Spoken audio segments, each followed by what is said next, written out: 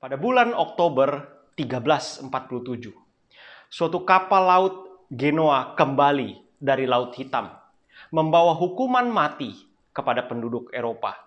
Pada saat kapal-kapal itu mendarat di Messiana, Italia, sebagian besar pelaut yang berada di dalam kapal tersebut sudah meninggal. Beberapa dari antara mereka yang selamat berharap mereka tidak memiliki penyakit yang membawa hukuman mati itu. Demam menyiksa tubuh mereka. Bisul yang penuh dengan nanah seperti gunung Merapi yang meletus bermunculan di kulit mereka. Pada saat kapal itu mendarat, pihak yang berwenang memerintahkan supaya kapal itu keluar dari pelabuhan dan jangan mendarat. Tetapi sayang, waktu sudah terlambat. Ada begitu banyak tikus-tikus yang sudah terinfeksi kutu yang memiliki penyakit itu, berlari menuruni tali dan menuju kepada desa, tempat di mana desa terdekat itu dekat dengan pinggir pantai. Dan penyakit yang pada saat itu dikatakan the Black Death atau penyakit pes, penyakit bubonik telah memulai pawai kekejamannya yang melintasi seluruh benua Eropa. Penyakit ini mengikuti rute perdagangan ke utara melalui Italia, lalu ke Prancis dan ke negara-negara utara lainnya. Pada musim semi, ia sudah menembus perbatasan daripada Inggris. Dan hanya dalam waktu yang sangat singkat, ada begitu banyak orang yang harus meninggal.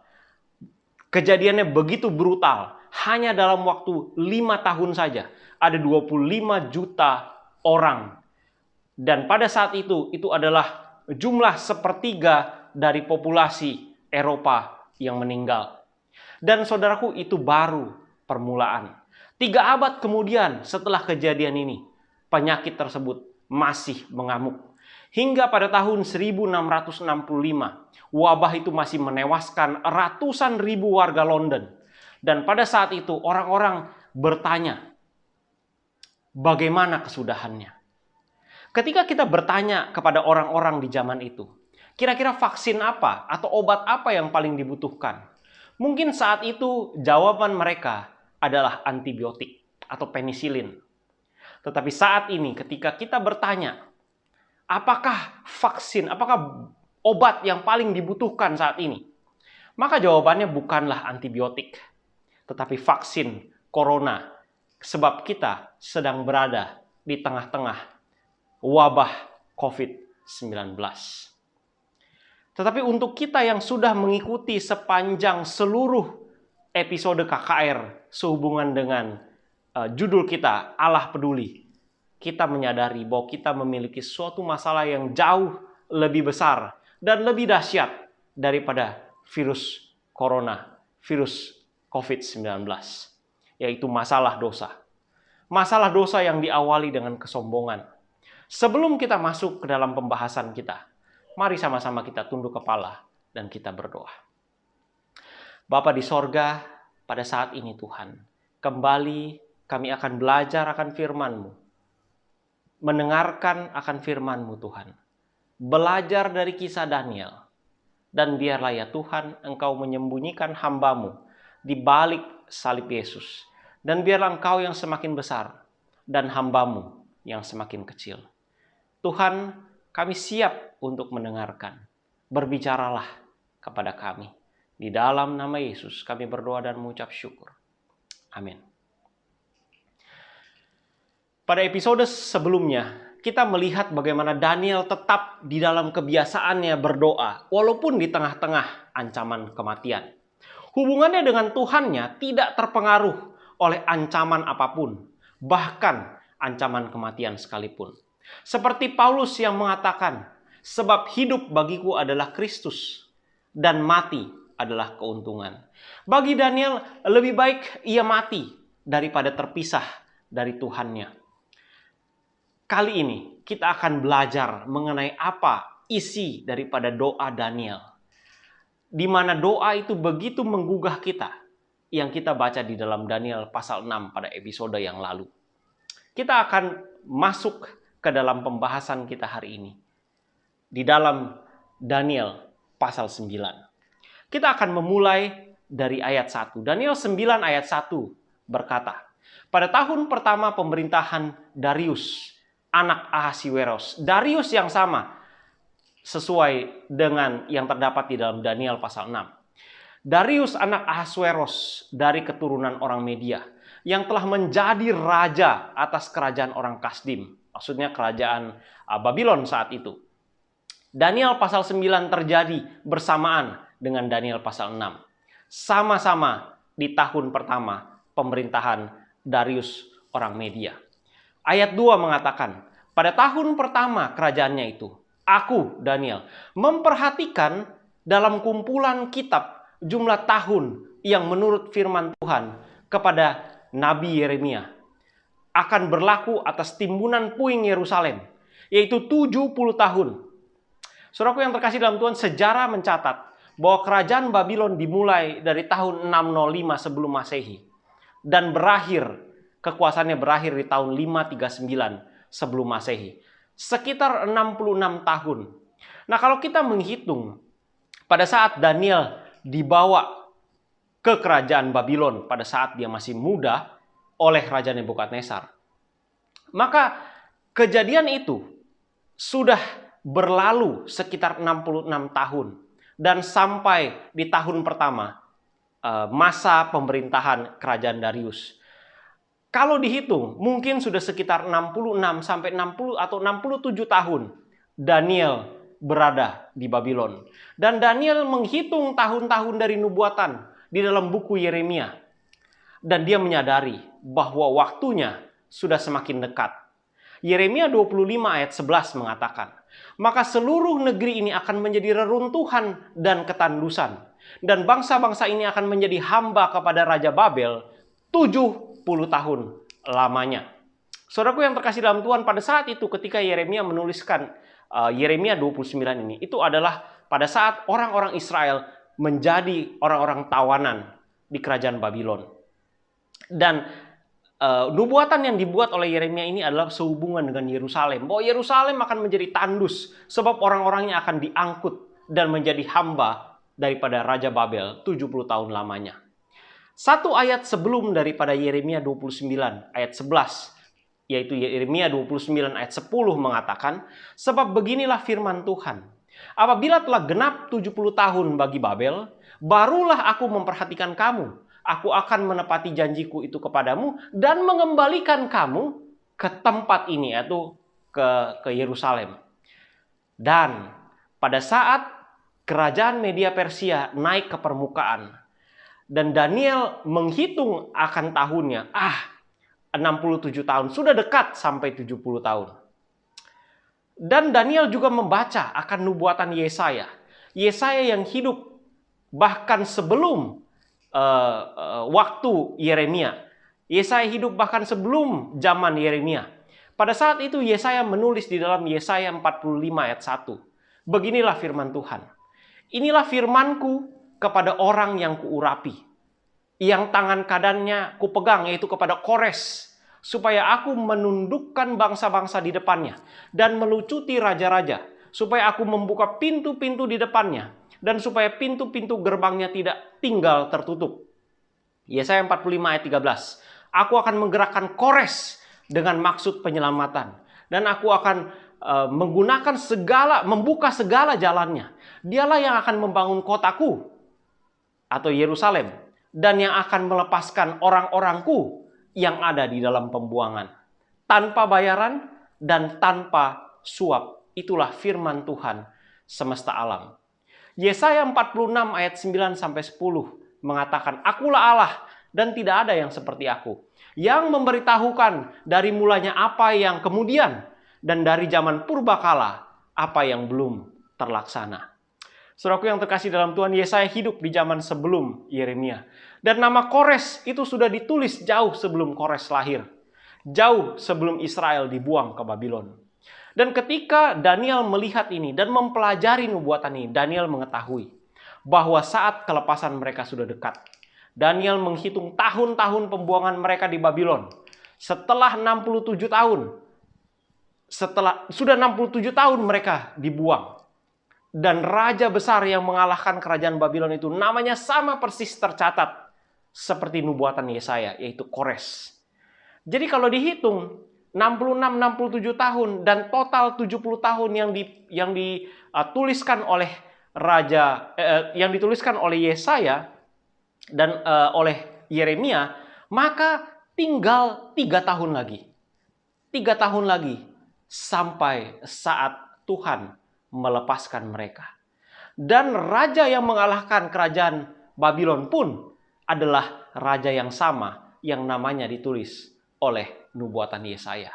Sudah 2 hal klop, 2 hal yang ternyata sesuai dengan nubuatan yang tertulis di dalam Alkitab. Wah, Daniel pada saat itu sangat-sangat bersemangat. Semua nubuatan tentang kepulangan mereka ke tanah air mereka, ke tanah perjanjian mereka, sudah lengkap. Tidak akan lama lagi, hanya sekitar 3 tahun lagi, mereka akan lepas dari pembuangan. Masih ingat pelajaran episode yang lalu, yang berjudul PSBB? Bahwa Daniel begitu ngotot berdoa dengan jendela yang terbuka menghadap Yerusalem, bahkan di tengah-tengah ancaman kematian di lubang singa. Daniel memiliki suatu proyek yang sangat besar. Dia berdoa untuk suatu proyek yang lebih besar daripada apa yang ada di depan matanya. Ini adalah proyek mengenai kepulangan mereka ke tanah perjanjian mereka, ke Yerusalem. Dan proyek yang besar ini tidak boleh dan tidak mungkin gagal. Hanya oleh karena saya, Daniel, takut mati di lubang singa. Apapun yang terjadi, walaupun saya harus mati, tetapi kami, orang Israel, harus pulang ke rumah. Ada satu lagu yang sangat indah, berjudul It Won't Be Long. Tidak akan lama lagi. Ketika kita akan meninggalkan dunia ini, tidak akan lama lagi kita akan pulang ke rumah. Kita bisa menghitung tahun demi tahun. Tahun seperti bulan, bulan seperti minggu, minggu seperti hari, dan tinggal hitungan hari kita akan pulang ke rumah. Ketika Kristus datang dan kita akan menjadi seperti Dia, diubahkan dengan sekejap mata. It won't be long. We'll be going home. Ketika Daniel berdoa, dia tidak peduli apakah ada dekret yang mengharuskan dia tidak boleh berdoa dan dia harus dimasukkan ke dalam gua singa. Dia tidak terlalu peduli itu. Sebab ada satu hal yang jauh lebih penting. Tidak akan lama lagi kita akan pulang ke tanah air kita. Daniel pada saat itu mungkin dia sudah tua. Dia sudah lelah hidup di dalam pembuangan. Hidup di negeri orang walaupun dia berada di dalam posisinya yang sangat tinggi. Orang kedua di dalam kerajaan. Tetapi kerinduannya untuk kembali ke tanah perjanjian tidak lekang oleh usia. Apakah Anda merasakan apa yang dirasakan Daniel? Apakah ketika kita berdoa, ketika kita mengarahkan pandangan kita ke sorga, kita katakan, Tuhan, kami sudah rindu mau pulang ke rumah. Atau justru kita lebih suka tinggal di dunia yang serba kesulitan ini. Mari kita lihat apa yang menjadi doanya. Saya harap Anda menyiapkan catatan Anda dan kita akan belajar isi daripada doa Daniel. Begitu indah. Daniel pasal 9 ayat 3 mengatakan, lalu aku mengarahkan mukaku kepada Tuhan Allah untuk berdoa, bermohon sambil berpuasa dan mengenakan kain kabung serta abu. Nah, kain kabung, saudara, adalah kain yang kasar yang dibuat dari bulu kambing. Yang biasanya kain ini digunakan beserta dengan abu dari kayu sebagai suatu tanda perkabungan seseorang. Seseorang yang berkabung atau oleh karena bencana nasional. Terkadang ini digunakan sebagai suatu tanda pertobatan atau dosa kelepasan. Meletakkan abu di atas kepala menandakan kerendahan hati seseorang. Daniel adalah orang nomor 2 di kerajaan yang terbesar di atas dunia pada saat itu. Tetapi dia meletakkan dirinya sangat rendah di hadapan Tuhan semesta alam. Sayangnya saudara, seringkali kita di dalam doa kita bukannya meletakkan diri kita rendah dari Tuhan. Justru kadang-kadang tanpa kita sadari, kita meletakkan diri kita jauh lebih tinggi dari Tuhan. Kita seakan-akan kitalah tuannya dan Tuhan adalah hamba kita. Kita minta Dia untuk jaga rumah kita. Sepertinya Tuhan itu adalah satpam rumah kita. Kita minta Dia menjaga anak-anak kita. Sepertinya Tuhan itu adalah babysitter. Kita minta Dia untuk menyembuhkan penyakit kita. Layaknya Tuhan itu seorang dukun. Kita minta Dia membantu kita supaya kita lulus ujian. Layaknya Tuhan kita itu adalah joki ujian. Kita minta Dia memberikan kita uang, memberikan kita berkat. Sepertinya Tuhan kita itu adalah mesin ATM. Kita minta Dia memberikan kepada kita apa saja yang kita butuhkan, apa saja yang kita inginkan. Dan sepertinya Tuhan itu adalah lampu jin Aladin yang dapat mengabulkan semua keinginan kita. Padahal justru seharusnya kita berpuasa dan bertanya kepada Tuhan, apa yang Tuhan inginkan untuk kita? Apakah kita cukup rendah hati untuk mencari apa yang Tuhan mau dan bukan apa yang kita mau? Ayat 4 berkata, "Maka aku memohon kepada Tuhan Allahku dan mengakui dosaku. Demikian, Tuhan, Allah yang maha besar dan dahsyat, yang memegang perjanjian dan kasih setia terhadap mereka yang mengasihi Engkau, serta berpegang pada perintah-Mu." Saudaraku yang terkasih dalam Tuhan, Daniel mengawali doanya dengan memuji Tuhan Allahnya. Memuji, memberikan pujian kepada Tuhan kita bukanlah oleh karena Tuhan kita itu adalah Tuhan yang makan puji, seperti orang Manado bilang. Tetapi Tuhan adalah Tuhan yang sebenarnya tidak memerlukan pujian. Dia sudah tahu seberapa besar Dia, seberapa berkuasanya Dia. Tetapi masalahnya kita yang tidak tahu. Itu sebabnya pujian kepada Tuhan adalah sebenarnya untuk kita pribadi. Supaya kita menyadari bahwa Tuhan yang kita sembah itu adalah Tuhan yang besar. Tuhan yang peduli. Tuhan yang senantiasa memegang kendali. Dan semakin sering kita memuji Tuhan, semakin kita melihat bahwa masalah kita adalah masalah yang kecil. Masih ingat ketika episode yang pertama, pada saat ketika kita belajar, gunung itu kelihatan sangat besar. Tetapi jika ada daun kecil yang menutupi mata kita, karena terlalu dekat dengan mata kita, maka kita akan melihat bahwa daun itu jauh lebih besar daripada gunung. Pujian akan membuat kita mengakui bahwa Tuhan kita itu adalah Tuhan yang besar. Dan masalah kita tidak ada apa-apanya di hadapan Tuhan kita yang besar. Ayat 5 mengatakan, Daniel berkata, "Kami telah berbuat dosa dan salah. Kami telah berlaku fasik dan telah memberontak. Kami telah menyimpang dari perintah dan peraturan-Mu. Dan kami tidak taat kepada hamba-hamba-Mu, para nabi, yang telah berbicara atas nama-Mu kepada raja-raja kami, kepada pemimpin-pemimpin kami, kepada bapa-bapa kami, dan kepada segenap rakyat negeri. Ya Tuhan, Engkaulah yang besar." Daniel mengatakan bahwa Engkaulah yang benar, Tuhanlah yang benar. Dan mereka, orang-orang Israel, yang penuh dengan dosa dan kesalahan.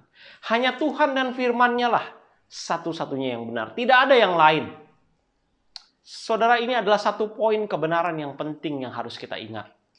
Seringkali ketika kita mendapati firman Tuhan, ketika kita baca firman-Nya, ketika kita baca Alkitab ini, kita melihat Alkitab atau firman yang dituliskan di dalam Alkitab ini tidak sesuai dengan kenyataan yang kita lihat. Dan ini membuat kita menjadi ragu dan tidak percaya.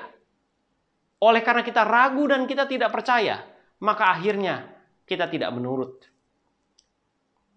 Dengan demikian, kita sebenarnya sedang mengatakan bahwa Tuhan adalah pembohong. Tuhan adalah pendusta. Sebab 1 Yohanes 5 ayat 10 mengatakan, "Barang siapa tidak percaya kepada Allah, maka dia membuat Allah menjadi pendusta." Satu kali ada 2 orang anak kakak beradik yang dikirim oleh ayahnya berkuliah di kampus yang berasrama. Pada saat mereka berkuliah, mereka mulai belajar dan mulai mengenal Yesus sebagai juru selamatnya. Dan ketika mereka belajar dan mengenal dan semakin mengenal dan belajar tentang kebenaran daripada Yesus, mereka tidak dapat menahan diri mereka untuk menyerahkan diri mereka dan percaya dan dibaptiskan. Tetapi sayangnya, oleh karena keyakinan mereka dan akhirnya mereka meninggalkan iman mereka yang lama. Ketika mereka pulang, orang tua mereka menolak mereka. Dan karena mereka meninggalkan iman mereka yang mula-mula, maka semenjak saat itu mereka harus keluar dari rumah mereka dan kuliah, bersekolah tanpa lagi dibiayai oleh orang tuanya. Tanpa uang, bagaimana mereka bisa hidup? Bagaimana mereka bisa terus kuliah? Ketika mereka belajar akan Alkitab, mereka belajar akan cerita Elia di Sungai Kerit, bahwa Tuhan senantiasa memelihara umatnya. Bahwa pada saat Elia kelaparan, tidak ada makanan, Tuhan mengirimkan roti yang dibawa oleh burung gagak. Kedengarannya begitu indah. Tetapi melihat kenyataan di sekitar mereka, apa yang mereka dapat temukan, mereka tidak punya uang, mereka harus kuliah, mereka tidak bisa bayar. Kenyataan di sekitar mereka, apa yang mereka lihat, sangat-sangat tidak sesuai dengan firman Tuhan. Bagaimana mereka bisa disediakan ketika mereka tidak dapat melihat tangan Tuhan yang menyediakan itu? Tetapi pada saat itu, mereka memutuskan untuk tetap percaya kepada Alkitab, apapun konsekuensinya. Mereka mengingat satu lagu yang berjudul Tuhan peliharakan. Bila dibuang ibu bapamu, Tuhan peliharakan. Keperluanmu diberikannya, Tuhan peliharakan. Tetapkanlah hatimu, tentu Tuhan peliharakan. Peliharakan kamu sepanjang umurmu. Dan Tuhan memelihara mereka. Saudaraku, Tuhan selalu benar. Ia selalu menepati janjinya. Apakah kita tetap percaya kepada firman-Nya? Walaupun kelihatannya, keadaan di sekitar kita tidak sesuai dengan apa yang dituliskan dengan Alkitab. Mari kita melanjutkan ayat selanjutnya. Mari kita buka Alkitab kita. Kita akan membaca yang sedikit cukup panjang. Kita akan buka Alkitab kita di dalam Daniel 9 ayat 7-15. Ya Tuhan, Engkaulah yang benar, tapi patutlah kami malu seperti pada hari ini. Kami orang-orang Yehuda, penduduk kota Yerusalem, dan segenap orang Israel yang dekat dan mereka yang jauh, di segala negeri kemana Engkau telah membuang mereka oleh karena mereka berlaku murtad terhadap Engkau. Ya Tuhan kami, raja-raja kami, pemimpin-pemimpin kami dan bapak-bapak kami, patutlah kami malu, sebab kami telah berbuat dosa terhadap Engkau. Pada Tuhan Allah kami ada kesayangan dan keampunan, walaupun kami telah memberontak terhadap Dia, dan tidak mendengarkan suara Tuhan Allah kami, yang menyuruh kami hidup menurut hukum yang telah diberikannya kepada kami, dengan perantaraan para nabi hamba-hambanya. Segenap orang Israel telah melanggar hukum-Mu dan menyimpang karena tidak mendengarkan suara-Mu. Sebab itu telah dicurahkan ke atas kami kutuk dan sumpah yang tertulis dalam kitab Taurat Musa hamba Allah itu. Sebab kami telah berbuat dosa terhadap Dia. Dan telah ditetapkannya firman-Nya yang diucapkannya terhadap kami dan terhadap orang-orang yang telah memerintah kami. Yakni bahwa akan didatangkannya kepada kami malapetaka yang besar yang belum pernah terjadi di bawah semesta langit seperti di Yerusalem. Seperti yang tertulis dalam kitab Taurat Musa. Segala malapetaka ini telah menimpa kami. Dan kami tidak memohon belas kasihan Tuhan Allah kami dengan berbalik dari segala kesalahan kami dan memperhatikan kebenaran daripada-Mu. Sebab itu Tuhan bersiap dengan malapetaka itu dan mendatangkannya kepada kami. Karena Tuhan Allah kami adalah adil dalam segala perbuatannya yang dilakukannya. Tetapi kami tidak mendengarkan suaranya. Oleh sebab itu ya Tuhan, Allah kami, yang telah membawa umat-Mu keluar dari tanah Mesir dengan tangan yang kuat dan memasyurkan nama-Mu. Seperti pada hari ini, kami telah berbuat dosa dan kami telah berlaku fasik. Poin yang pertama yang kita bisa lihat dari isi daripada doa Daniel adalah Daniel mengakui dosa-dosa bangsanya. Dia tidak menganggap dirinya berbeda. Walaupun kita tidak melihat kesalahan yang ada di dalam Daniel. Walaupun dia tidak melakukan kesalahan, tapi dia tidak memandang dirinya berbeda dibandingkan bangsanya. Dia menganggap bahwa dia ada sama dengan bangsanya, sama-sama berdosa. Daniel tidak mengatakan, Tuhan, umatmu ini yang berbuat dosa. Umatmu ini yang memberontak. Gara-gara mereka Tuhan, saya harus dibuang. Saya harus berada di negeri yang jauh. Tidak, saudaraku. Daniel memposisikan dirinya sama seperti bangsanya. Poin yang kedua, dia spesifik dalam mengakui dosanya. Di ayat 14 dia mengakui bahwa sebab kenapa mereka dijajah adalah oleh karena mereka menolak mendengarkan suara Tuhan. Saudaraku yang terkasih dalam Tuhan, pada saat kita berdoa, kita harus spesifik mengakui dosa kita. Apa yang menjadi dosa kita? Contohnya, kalau saya berdosa oleh karena saya marah dan saya menyadari bahwa kemarahan saya membuat saya berdosa, maka pada saat saya berdoa, saya harus mengakui, Tuhan, ampuni saya karena saya tadi marah. Kalau saya sudah menyakiti hati orang lain, maka haruslah kita datang kepada Tuhan dan berkata kepada Tuhan, Tuhan, ampuni saya oleh karena saya sudah menyakiti orang lain. Bila mana saya bersaksi dosa, bila mana saya berbohong, maka pada saat saya datang kepada Tuhan, saya seharusnya mengakui secara spesifik, ampuni saya Tuhan, oleh karena saya sudah berbohong. Kalau saya terlambat datang ke gereja, maka seharusnya saya datang kepada Tuhan, Tuhan, ampuni kesalahan saya karena saya sudah terlambat ke gereja. Karena saya terlambat bangun, dan karena saya terlambat tidur tadi malam. Seringkali kita di dalam kehidupan kita dan di dalam kehidupan doa kita, kita mau dengan mudah mengatakan, Tuhan ampunilah segala dosa-dosa saya. Di zaman Israel dulu, ketika orang Israel berdosa, maka Tuhan menyuruh mereka untuk membawa domba. Dan pada saat dia sampai ke bait suci, maka imam di sana akan bertanya, apa kesalahanmu? Sebab beda salah, beda dosa, beda pelanggaran, beda pula hukumannya. Nah, masalahnya dengan kita, seringkali kita mengeneralisasi semua dosa-dosa kita dan kita katakan kepada Tuhan, Tuhan ampuni segala dosa saya. Lalu mungkin Tuhan bertanya, dosa yang mana yang engkau minta untuk saya ampuni? Jangan-jangan Tuhan menganggap bahwa dosa berbohong itu adalah dosa, sementara kita bilang, itu mah bukan dosa. Maka sebenarnya apakah dosa kita diampuni atau tidak? Tetapi ketika kita mengakui secara spesifik dan kita mengakui bahwa itulah tindakan saya yang memberontak itu, tindakan saya itu yang berbohong itu, itulah kesalahan saya. Dan ketika kita memohon pengampunan oleh karena kesalahan yang kita lakukan, oleh karena dosa yang spesifik yang kita lakukan, maka pada kali berikut, ketika kita akan mengulangi dosa yang sama, Tuhan akan mengingatkan kepada kita dan mengatakan kepada kita, Andi, kamu kan sudah minta ampun pada saat itu. Mengapa kamu mau melakukannya lagi? Maka pada saat itu iman kita akan bertambah dan hubungan kita dengan Tuhan akan semakin lebih baik, dan lebih baik. Daniel pada saat itu menggunakan Alkitab. Dia mengutip dari buku Musa akan apa yang akan terjadi jika mereka melanggar hukum Tuhan. Saran dari Daniel kepada kita saat ini. Penting buat kita pada saat kita berdoa, kita membuka Alkitab.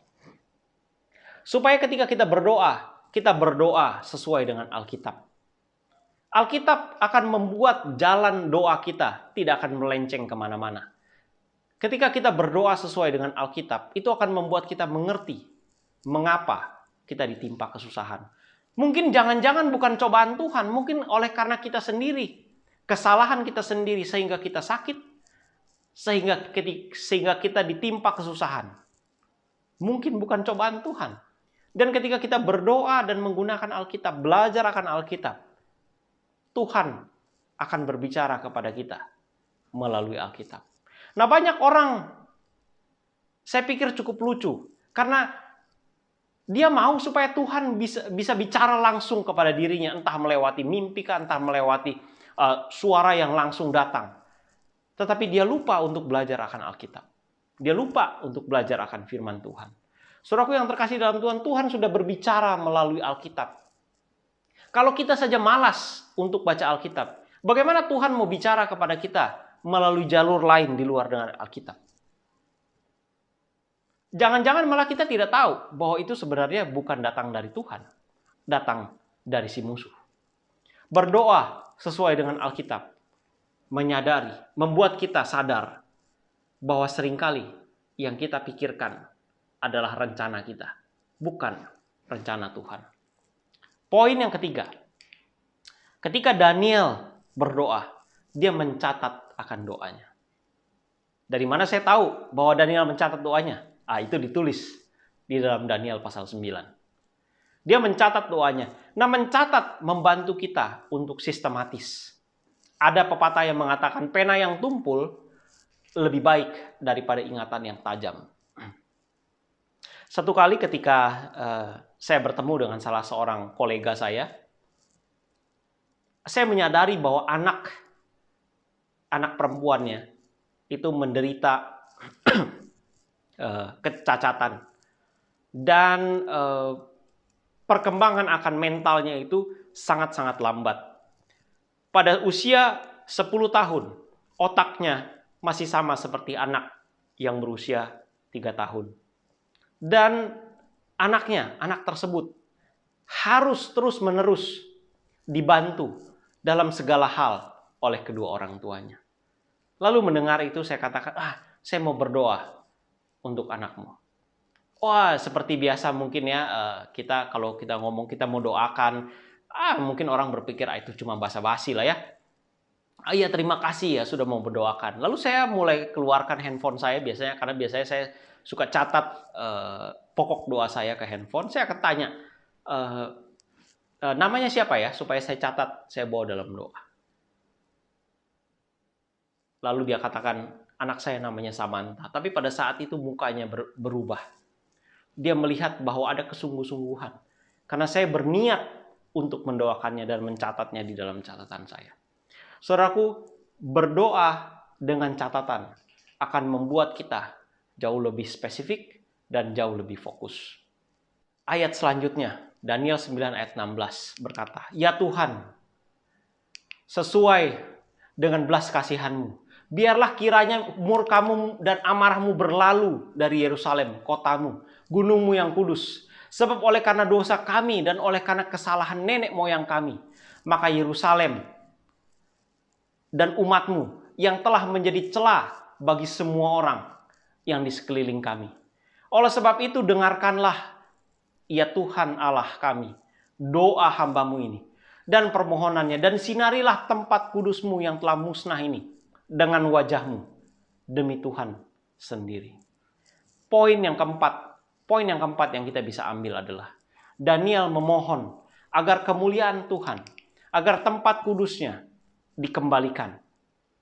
Daniel tahu bahwa akibat mengapa mereka dicerai-beraikan adalah karena ketidakpenurutan mereka. Dan Daniel rindu supaya kemuliaan Tuhan itu bisa kembali dinyatakan melalui orang Israel. Supaya orang Israel ini bisa menjadi terang kembali. Itu adalah alasan doanya. Itu adalah alasan mengapa Daniel meminta kepada Tuhan supaya orang-orang Israel boleh kembali dari Babylon ke Yerusalem.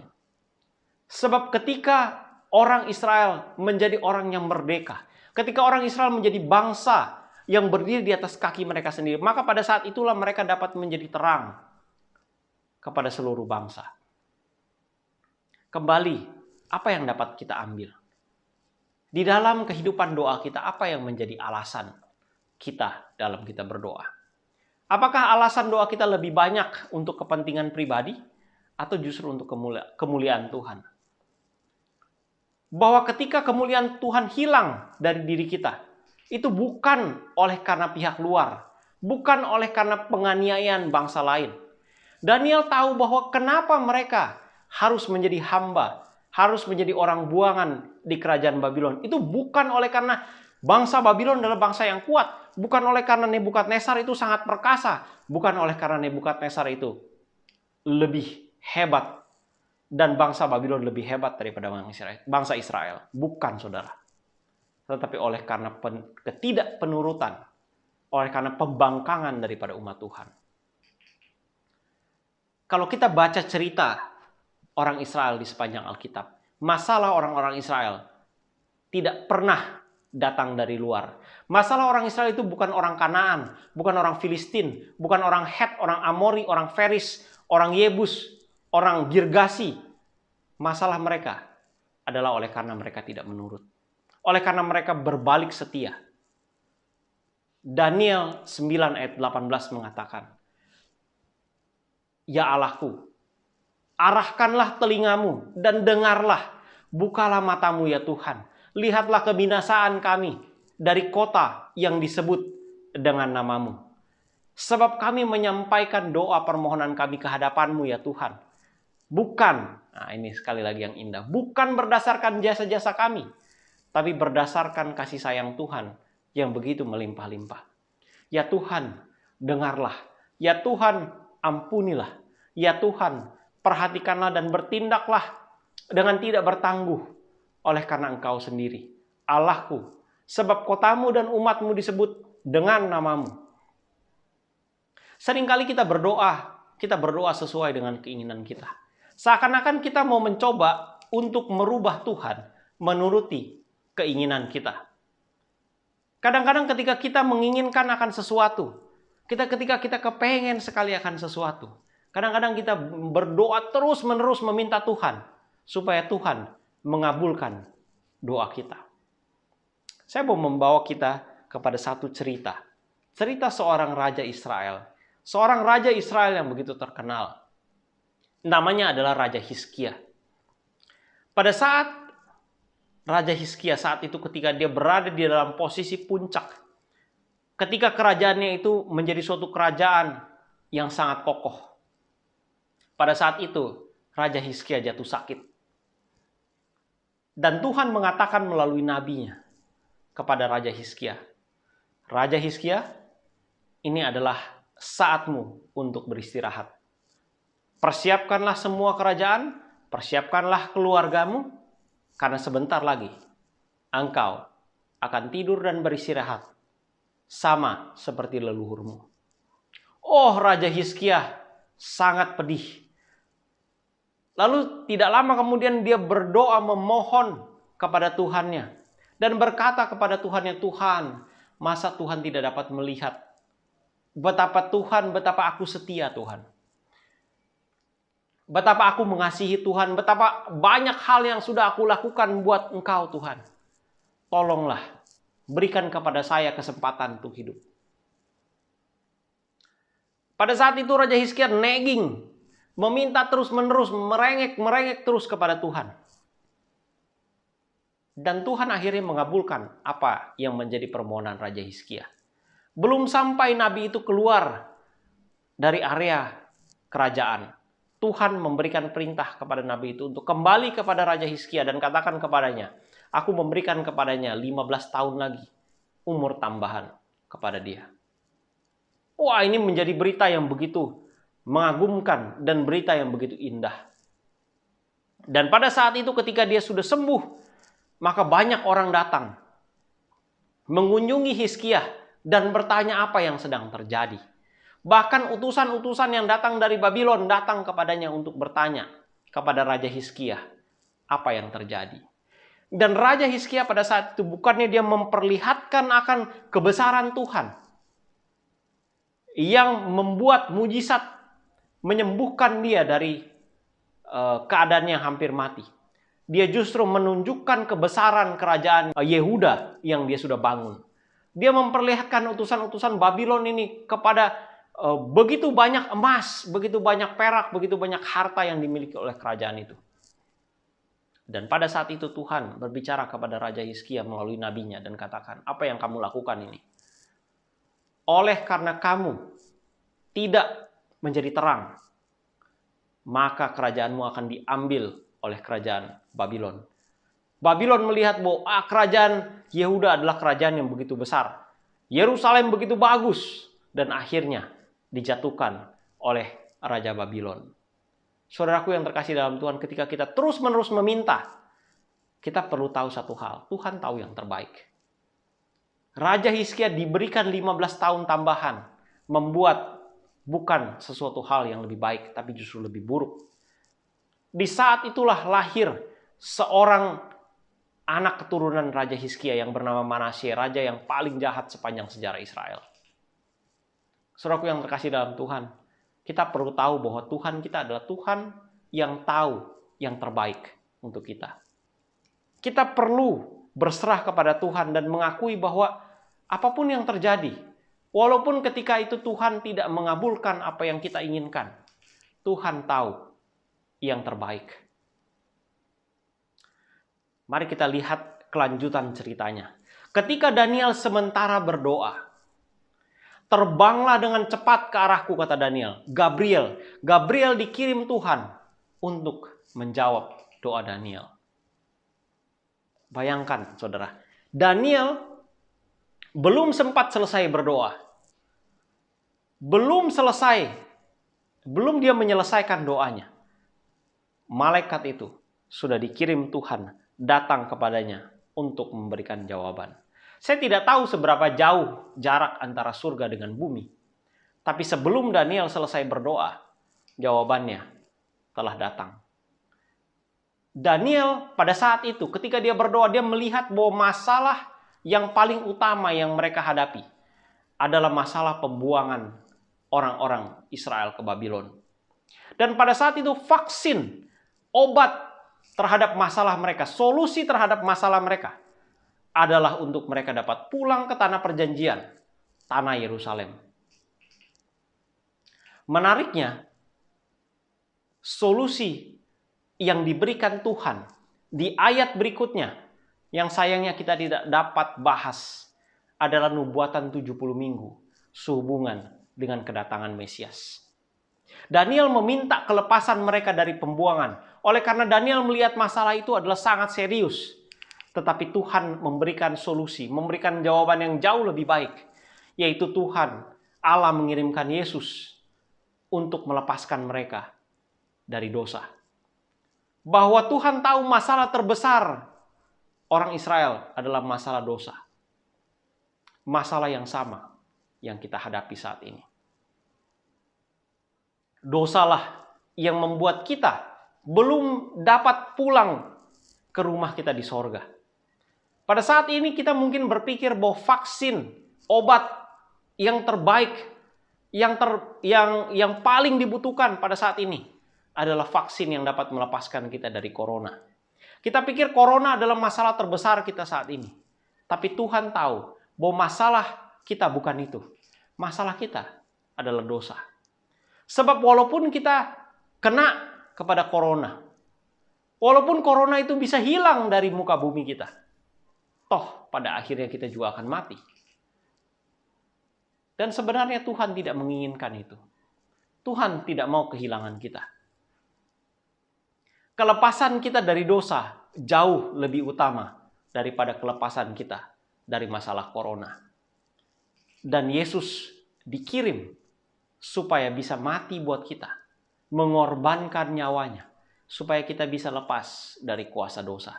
Dan kita dipersiapkan untuk pulang ke rumah kita, ke rumah kita yang kita rindu-rindukan. Yesus adalah vaksin yang tercanggih kita melawan dosa. Kerinduan Daniel untuk pulang ke Yerusalem adalah juga kerinduan Tuhan. Dan kerinduan Tuhan adalah agar supaya kita segera pulang ke rumah, ke Yerusalem yang baru. Saudaraku yang terkasih dalam Tuhan, apakah ini juga merupakan kerinduan Anda?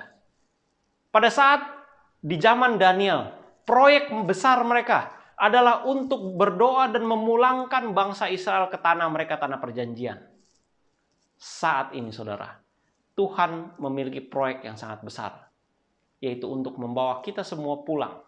Semua tanpa terkecuali kembali ke rumah kita di Yerusalem yang baru. Dan seperti Daniel, seharusnya kita bertanya kepada Tuhan, Tuhan, apa yang menjadi bagian saya di dalam rencanamu yang besar? Di mana saya bisa digunakan sebagai alat yang efektif untuk rencana Tuhan? Tetapi seringkali masalahnya, justru kitalah yang mempunyai rencana. Terbalik saudara. Kita punya rencana jangka panjang, oh saya mau sekolah, saya mau bekerja, saya akan sukses ini dan itu. Dan kita bertanya, Tuhan, di mana part Tuhan di dalam rencana saya? Rencana kehidupan saya. Di mana bagian Tuhan yang akan membuat saya menjadi sukses? Dan kita lupa bahwa seharusnya Tuhan memiliki suatu rencana besar, rencana panjang untuk menyelamatkan kita dan membawa kita pulang ke rumahnya yang abadi.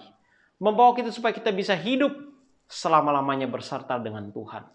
Itu adalah rencananya. Dan kita seharusnya bertanya kepada Tuhan, Tuhan, di manakah bagian saya? Di manakah part saya untuk bisa menyelesaikan seluruh rencana besar ini? Apakah Tuhan yang masuk di dalam rencana kita? Atau justru seharusnya kitalah yang masuk di dalam rencana Tuhan? Dan saudaraku yang terkasih dalam Tuhan, ketika kita mau masuk di dalam rencana Tuhan, setan tidak akan tinggal diam. Dia akan mengirimkan 122 orang pembesar sama seperti di dalam Daniel pasal 6. Akan menghalangi kita supaya kita bisa pulang.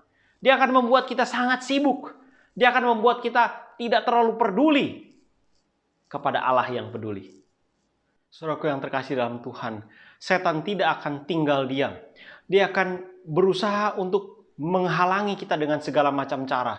Seperti di dalam Daniel pasal 6, dia akan mengirimkan lebih dari 122 orang pembesar bahkan untuk menghalangi kita daripada pulang ke rumah. Tetapi seperti apa yang sudah kita pelajari, seperti apa yang kita sudah lihat sepanjang 6 episode ketika kita belajar cerita mengenai Daniel, bahwa Allah kita adalah Allah yang peduli, Allah yang penuh dengan kuasa, Allah yang memegang kendali. Maka dialah yang akan memimpin kita semua satu saat kelak pulang ke rumah kita di Yerusalem yang baru. Yesus sudah datang menjadi vaksin yang tercanggih, menjadi obat penawar racun dosa yang membawa kita hidup menjadi lebih baik. Kita percaya kepadanya bahwa satu saat kelak dia akan menghapus segala air mata kita, menghapus segala penyakit kita. Kita tidak akan lagi sakit, kita tidak akan lagi takut oleh karena corona, dan kita tidak akan pernah lagi melihat dan berpikir dan khawatir Tuhan akan keadaan yang terjadi seperti sekarang ini. Pertanyaannya adalah, bagaimana respon kita ketika Yesus sudah datang? Dan ketika Yesus datang kepada kita dan bertanya, apakah engkau mau percaya kepadaku? Apakah engkau mau menerima firman Tuhan yang diberitakan di dalam Alkitab kita? Apakah jawaban kita? Satu kali Yesus ketika dia sedang berbicara kepada murid-muridnya, dan ketika murid-muridnya bertanya kepada dia, apa yang kau akan lakukan Tuhan? Di dalam Yohanes 14 ayat 1-3. Tuhan Yesus berkata, percayalah kepada Bapa, percayalah kepadaku. Di rumah Bapakku ada banyak tempat tinggal. Aku akan pergi ke sana untuk menyediakan tempat bagimu. Dan bila mana aku sudah selesai menyediakan tempat bagimu, aku akan kembali datang dan menjemput kamu dan membawa supaya di tempat di mana aku berada, kamu pun berada. Saudaraku yang terkasih dalam Tuhan, di dalam adat istiadat budaya orang Yahudi, ketika seorang mempelai laki-laki hendak menikahi mempelai wanita, maka dia akan melamar wanita tersebut. Dan ketika wanita tersebut menyetujui akan lamarannya, maka si laki-laki ini akan pulang ke rumahnya dan menyediakan rumah, membuat rumah bagi mereka berdua. Dan laki-laki ini, pria ini akan berusaha sedemikian rupa secepat-cepatnya menyelesaikan rumah mereka. Dan ketika rumah mereka selesai, andai kata rumah tersebut selesai pada tengah malam, akankah dia menunggu pagi hari baru dia pergi ke rumah calon istrinya? Tidak. Begitu dia selesai, walaupun waktunya tengah malam, itu sebabnya mengapa di dalam Matius pasal 25 cerita mengenai mempelai laki-laki yang datang dan 10 anak darah. Dia datang pada tengah malam. Sebab ketika rumah itu selesai, Maka mempelai pria itu akan datang dan menjemput wanita, calon istrinya, untuk dibawa ke rumah baru mereka yang sudah dia buat. Sama seperti Yesus. Yesus sekarang sedang membuat rumah yang begitu indah buat saudara dan saya. Dialah vaksin, dialah obat penawar yang terbaik buat kita. Dialah yang tercanggih untuk kita. Dan dia berjanji bahwa dia akan segera datang dan menjemput saudara dan saya.